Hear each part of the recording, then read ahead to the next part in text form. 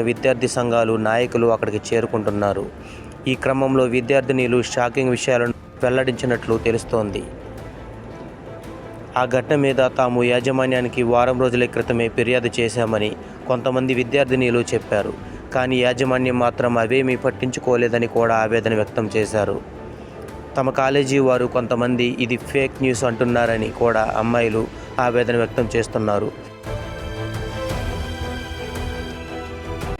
నిరసనలు చేస్తున్నందుకు తమ మీద రివర్స్ కేసులు పెడతామంటూ కాలేజీ సిబ్బంది బెదిరిస్తున్నారని కొంతమంది అమ్మాయిలు మండిపడుతున్నారు. తాము న్యాయం కూడా ప్రశ్నించడం తప్ప అంటూ తమ వాదన వినిపిస్తున్నారు.